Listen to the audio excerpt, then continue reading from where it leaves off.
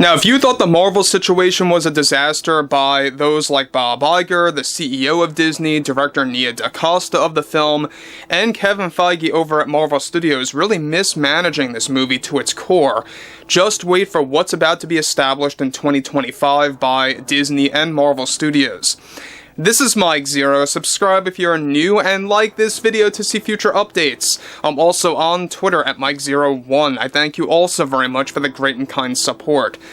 Now, I think that we could all safely agree here that the Marvel Universe is taking a sharp decline, just as much as Star Wars is being driven into the ground by Kathleen Kennedy over at Lucasfilm, and we all know that both Kathleen Kennedy and Kevin Feige are very good friends. They actually give each other advice on both franchises back and forth, which is why each member of Marvel and Lucasfilm have really been taking a big downward trend. Now, we know that there's a lot of things going on here behind the scenes over at Disney, with their usage of DEI being thrown into movies out there like Blade 2025, as well as other Marvel movies, including the Fantastic Four. We have a lot to talk about this today that is definitely going to mark itself in the ground as being worse than the Marvels.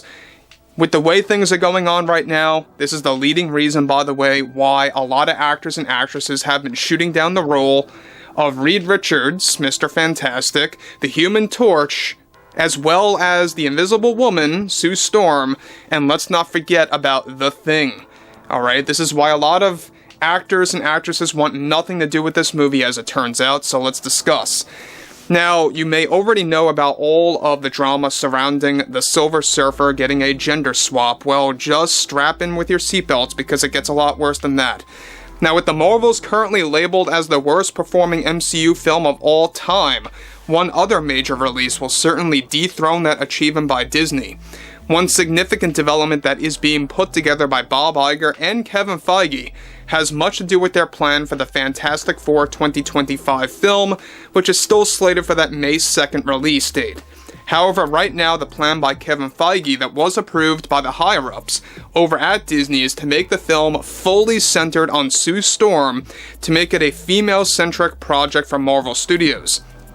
As it turns out, this was originally not a plan by Disney, but rather something that was organized by Kevin Feige specifically that only encouraged Disney and their full usage of DEI and their terrible agendas being thrown into the Marvel Universe. What is being organized by Disney, however, is a push to make the Silver Surfer hold a strong storyline connection to Sue Storm in the 2025 film that is planned to break the canon material from many iterations and variants of the Fantastic Four comics that will of course be on its own in the form of its own story. In fact, the writers of the film are working closely with Kevin Feige to divert from the source material completely, very much similar to what Disney is currently doing with their Snow White film. Now, though the gender swap of Silver Surfer is not final just yet, it is something that is being pushed by Bob Iger upon the writers and the director of the film, and many higher-ups over at Disney and Kevin Feige are in full agreement with this push. The Silver Surfer's insertion is something being done at last minute, as it turns out. To make matters even worse, Bob Iger and his cost containment plan is said to impact the film's budget restrictions big time, which will lead to far less usage of CGI and cheaper strategies of using whatever CGI that they do end up using for the Fantastic Four. Now guys, let me say one thing about that. You can only imagine what the CGI is going to look like if they're going to begin cheapoing out on this movie for the Human Torch, for The Thing, and for the Silver Surfer.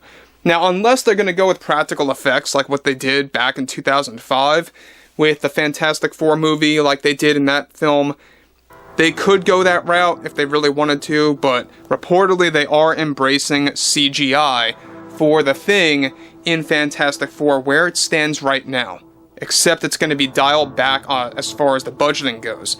Now, this could very well be as bad as we saw in Fan 4 Stick, as I like to call it, and a lot of others like to call it. That was the one back in 2016, I believe the release date was. Correct me if I'm wrong on that. But The Thing got a lot of criticism based on how he was designed in that film, especially with the voice and stuff like that.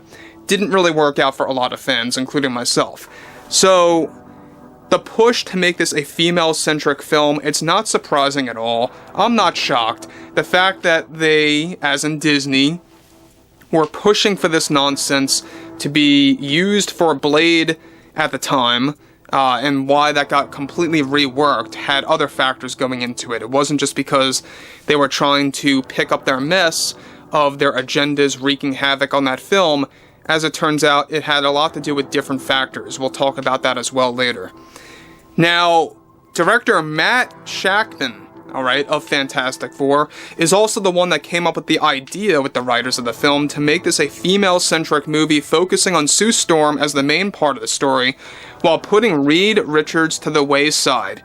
Now, the worst part of this development, which will be more damaging to Disney than ever, and that they could ever even imagine, is that the writers are planning on also completely changing the storyline of Doctor Doom and are planning on completely reducing his screen time with the cost containment plan by Bob Iger that is now spilling into the Fantastic Four film.